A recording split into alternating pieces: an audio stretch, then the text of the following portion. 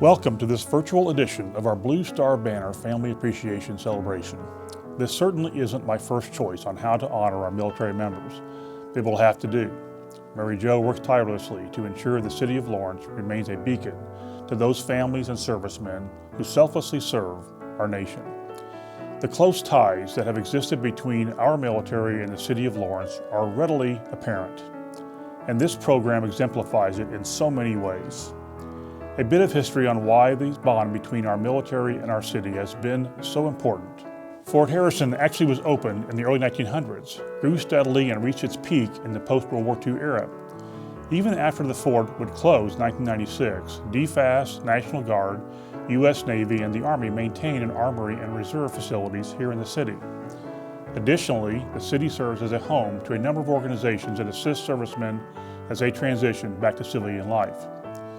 I'll talk briefly about why I feel so strongly about continuing to honor those members of the military who call Lawrence their home. For me, personally, my attachment requires me to tell you a couple of stories, so please indulge me. My family's military history goes back several generations. My grandfather served as tender in the U.S. in World War I. My stepfather served on the USS New Jersey from 1942 to 1946, sailing in the same Pacific Fleet as Mary Jo's father. My uncle served as a Seabee during the Vietnam War. And my little brother served as an airplane mechanic from 1976 through 1980. I currently have two nephews who are serving in the Marine Corps and the U.S. Navy, which brings me to the real reason we are here tonight. Just over 2 years ago, I received this message from a parent of one of our Blue Star recipients. Allow me to paraphrase a statement from one of our soldiers honored with a banner. What I most appreciate, and what I suspect most of us who have been honored with a banner, is the fact that you take the time to hold functions for our families. While deployment exacts a toll from those of us serving, in many ways the burden is even greater for our families. Your show of strong support for them reminds them that they are not alone, and it gives them strength. As a city, we pledge to continue to honor those who have been deployed and to continue to offer this support for the families. We should always remember that the sacrifices are not just being made by those in service, but also by the families.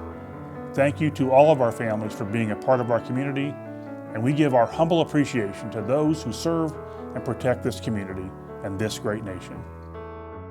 Hello, Blue Star Banner families, and welcome to the 7th Annual Family Appreciation Dinner. Although we cannot be together at the Garrison sharing a wonderful meal, we are continuing the tradition of celebrating our military families virtually. Mayor Collier and I would like to thank our Gold, Silver, and Bronze Star sponsors who make this program possible. It is through their donations and generosity that we can proudly hang 38 military banners in our city streets this year. This enables us to continue the program free to our military families. The Blue Star Banner program was developed in 2010 by Candy Davis. Because of her vision and love for our military, families in Lawrence who have an actively deployed service member serving outside the state of Indiana have a banner that recognizes their courage and bravery while they're away from their loved ones at home. We would like to celebrate and thank each of our Blue Star Banner recipients and their families for the sacrifices they make every day.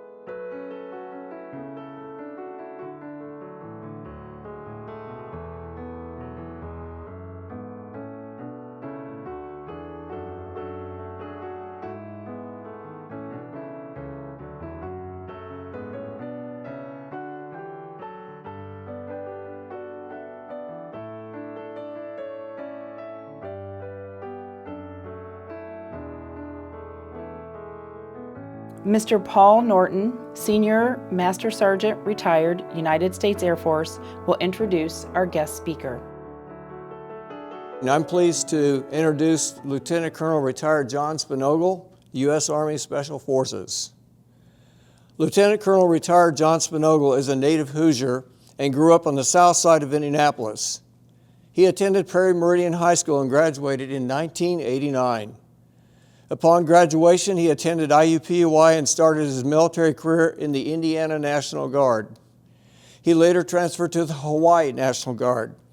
John was a top graduate out of the Hawaii ROTC program, receiving a regular Army commission and received his bachelor's degree in political science in 1994. He was commissioned a second lieutenant in the Armor Branch. After college, Second Lieutenant Spanogle headed to Fort Knox, Kentucky, and attended the Armor Officer Basic Course and the Scout Platoon Leaders Course. As a top graduate at AOBC, John was offered the opportunity to attend the rough and rugged U.S. Army Ranger Course in Fort Benning, Georgia. While the training was rough, Second Lieutenant Spanogle completed the course and was awarded the vaunted Ranger Tab. His first assignment was at Fort Polk, Louisiana. As a young lieutenant, Spanogle led a scout platoon and decentralized operations against some of the best infantry brigades in the U.S. Army. In leaving Fort Polk behind, Lieutenant Spanogle attended the Special Forces Selection and Assessment Course and was selected to attend the Special Forces Qualification Course. Once selected, John headed off to the Infantry Officer Advanced and then to Fort Bragg to attend the Q course. Upon completion of the Q course, Captain Spanogle was awarded the Special Forces Tab and the Green Beret.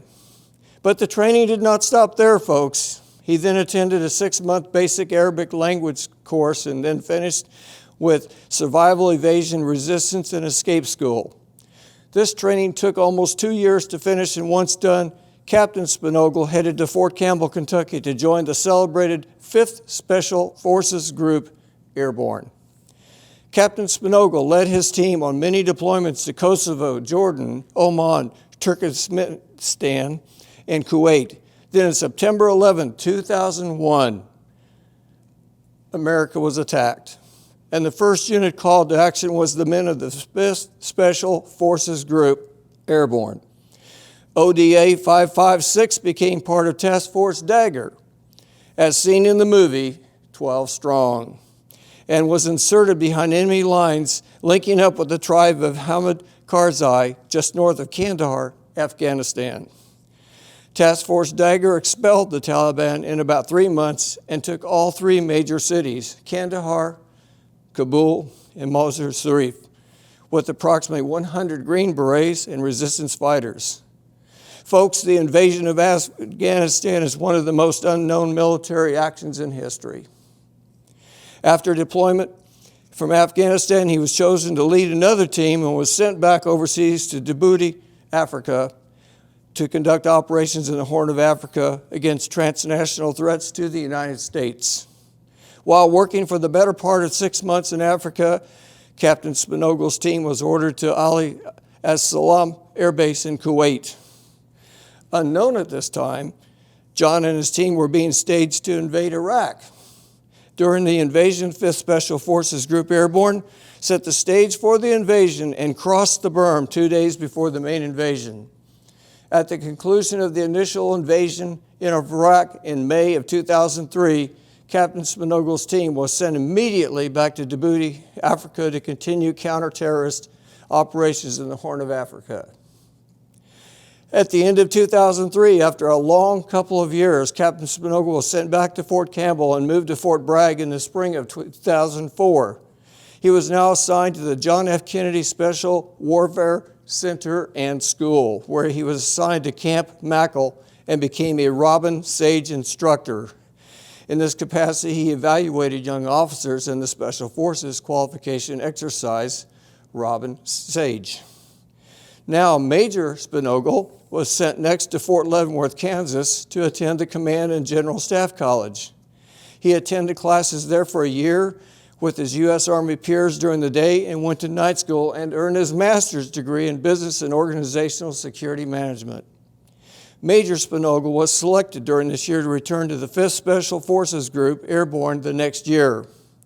His next assignment was the Group Support Company Commander.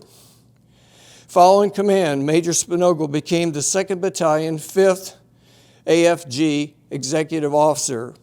The battalion was building a 900-man task force to take into Iraq and conduct special operations from Baghdad all the way south to the Kuwait border. Once the task force was built, Major Spanogle headed back to Iraq and became part of the Special Operation Task Force Central, under this command of the Combined Joint Special Operations Task Force. This task force was extremely successful and was assisted with a surge into the AOR. Upon redeployment from Iraq, Major Spanogle was chosen to become the Group Operations Officer when he was in charge of the 5th Group Operations. With a new assignment in hand, Major Spanogle was especially selected to work at the Joint Staff Pentagon, Washington, D.C. He worked for the J3, then Lieutenant General Robert Neller, now the Commandant of the Marine Corps at that time, and the Chairman of the Joint Chiefs of Staff at that time, General Dempsey. He worked in the J37, Deputy Director of Special Operations and Counterterrorism. The J37 handled all the operations from the National Mission Forces to include Operation Copper Dune, Operation Jupiter Garrett, and Operation Neptune Spear. Just to name a few, folks. He routinely briefed congressional staffers, national security staff, the chairman of the Joint Chiefs of Staff, and the Secretary of Defense, Chuck Hagel. After the Pentagon, he was given his choice of assignment, and he moved back to Camp Atterbury and became the Deputy Brigade Commander of the 205th Infantry Brigade. After 25 years of service, John retired in 2014 at the rank of Lieutenant Colonel in Indiana, the same place he started his military career. John currently lives in the Center Grove area, south of Indianapolis, with his wife April and his son Jackson. He is a board member of Operation Job Ready Veterans. John's military decorations include the Distinguished Service Medal, Legion of Merit, Bronze Star Medals, Defense Meritorious Service Medal, Meritorious Service Medals, Joint Service Commendation Medal, Army Commendation Medals, Army Achievement Medals, Joint Meritorious Unit Awards, Presidential Unit Citation, National Defense Service Medals, Global War on Terrorism Expeditionary Medal, Global War on Terrorism Service Medal, Iraq Campaign Ribbon with Campaign Star, Afghanistan Campaign Medal with 2 campaign stars, Kosovo Campaign Medal, NATO Medal, and the Army Service Ribbon, the Combat Infantryman Badge, Special Forces Tab, Ranger Tab, Master Parachutist Badge, Pathfinder Badge, Air Assault Badge, Joint Chiefs of Staff Identification Badge, German Airborne Wings Gold, Singapore Airborne Wings, and Jordanian Airborne Wings. Folks, this outstanding warrior soldier, father, and husband is a true patriot, and it is my distinct honor to present him to you today as our speaker. Please give Army Lieutenant Colonel retired John Spanogle a warm welcome. Paul, I want to thank you very much for that great introduction. And as you hear my background, I am Lieutenant Colonel retired John Spanogle. As alluded to in my introduction, I have conducted combat and operational operations all over the world. But today we're here to talk about the Blue Star Banner and the meaning to us families, to me, and to my family. The Blue Star Service Banner was designated and patented in 1917 by World War I Army Captain Robert Questner of the 5th Ohio Infantry. His banner quickly became the unofficial symbol for parents with a child in active military service. The Blue Star Banner to me has always been a sign of patriotism, and I was proud to come home to see my parents displaying it in their window, letting the world know their loved one was serving in harm's way, so all American citizens can live in the land of the free. As you can see, it's real deep meaning for me. I'd like to personally thank you for supporting not only your service members, but all service members. I would also like to thank the service members for who they are. We got to remember that in today's society, in this United States of America, less than 1% of the citizenry serves in armed forces. They're serving a broad spectrum of operations through all services, all over the world. And I'm proud of their accomplishments all across the world. What I really want to talk to you today is Blue Star banner parents of soldiers, sailors, Marine, Coast Guardsmen, all over, and Air Force servicemen all over the world, is when they come home. And transition is probably one of the hardest things I've ever done. You've heard my bio. I've done a lot of stuff, physical and mental, but probably the hardest part of coming home and seeing that Blue Star banner was transition into the civilian world. When the service member comes home, it is a new culture to them. I lived 25 years in the military, both guard and active, and that world does not coincide with the civilian world. When you notice when your service member comes home, you're going to notice personal changes. They are going to have seen new adventures, new cultures, and possibly seen some horrific incidents in combat and operational roles. You're going to see changes in attitude, change as a whole. They might have witnessed loss of friends, service members that they're serving with. So coming home, I want to give you just a couple pieces of advice. When they do come home, I want you to give them their space. Allow them to tell their story. I've been transitioning now for 6 years, and I'm still transitioning. Transitioning never ends. Transitioning is different for each service member. There is no cookie cutter approach to help these members transition to the civilian world. You got to understand this is a culture war between the civilian and military cultures. For a personal note, it was actually one of my biggest transitional moments was, loss of self-worth. As you heard my background, I'm Green Beret, Army Ranger, Airborne. I was the tip of the spear, so they call. Come back in the civilian world, and nobody really knows what that is. And so you kind of lose a little bit of your self-worth. You were part of a huge organization that very patriotic, that the country's behind you, especially during the September 11th attacks. Going overseas, we were one country, one unified message. So coming back, after about 14, 15 years of war, the war was over in most people's minds. So when you come back, they don't understand your vernaculars. They don't understand what you're trying to convey to them. So it becomes a foreign world.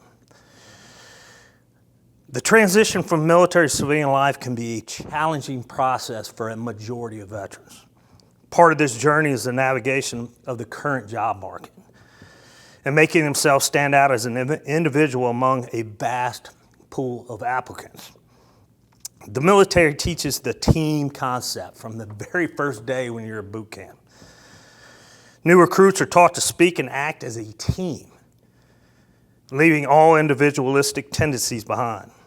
As a member of the United States military, you are an integral cog in a machine and should think of yourself as such. Military culture does not allow for the individual accomplishments or spotlighting.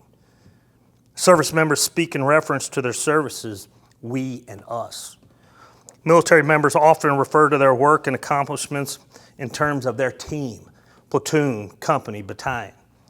As you can imagine, interviewing for a civilian job would be stressful with that mindset, as it does not translate to hiring managers.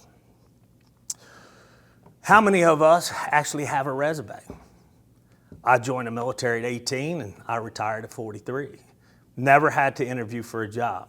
I was always promoted by the accomplishments that my team and team members had accomplished.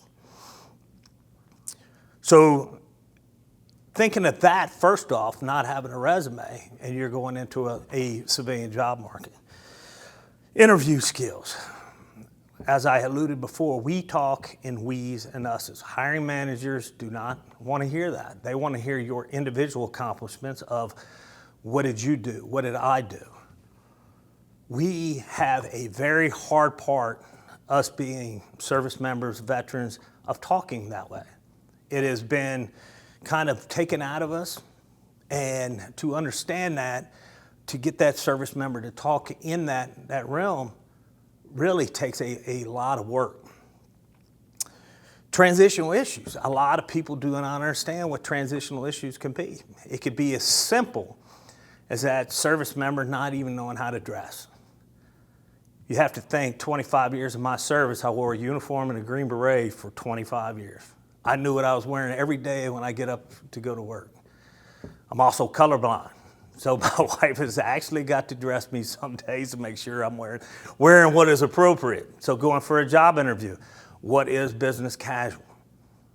Us in the military do not understand that. And what those issues can become are transitional issues. They can be small to large. They can become barriers to work. They can become barriers to life when people don't understand, and you want to help them, you want to talk to them, you want to bring them around. But it takes their own time. It takes fellow veterans, it takes fellow service members to understand this and bring them around and to help them. The ones that we kind of lose, we have lost a lot of service members to suicide, heavy alcoholism, drug abuse, and not only illegal drug abuse, but over-medication by the VA. So there are support networks here, especially in Lawrence, for your family members of this Blue Star Banner program. One of them being Operation Job Ready Vets, which was talked about earlier. Operation Job Ready Vets is a free 5-day transitional seminar here on Otis Avenue here at Fort Bend Harrison. We help the veteran transition into civilian life. And not only do we do it for 5 days, we'll stick with them until those transitional issues, those transitional barriers cease to exist and they start to assimilate into civilian life. We tell our stories right up front so they know they're not alone. You always think you're the only one that's going through this, but every service member that leaves service and leaves their battle buddies behind and coming home, they always think they're the only one going through this. We all go through this in some form or another. And I want you as family members to understand that there are resources out there to assist these veterans coming home. Please don't push them in a certain direction. Reach out to us, reach out to the mayor's office here. They know us very well, and we can continue on. Again, I want to thank you for your support of your individual service members and the veteran community here in Lawrence. There are resources right here, like I said. Encourage your service members, your new veterans to reach out, and it cannot start without your help. Thank you so much. Thank you for your encouraging words to our Blue Star Banner families. Although 2020 has changed the landscape in so many ways, the dedication and sacrifice of our Blue Star service members and their families never wavers. They are the solid foundation of our country, and we stand behind them and appreciate all their sacrifices. A special thank you to our Blue Star board members who volunteer their time and efforts to sustain this program that honors our military and their families. Thank you.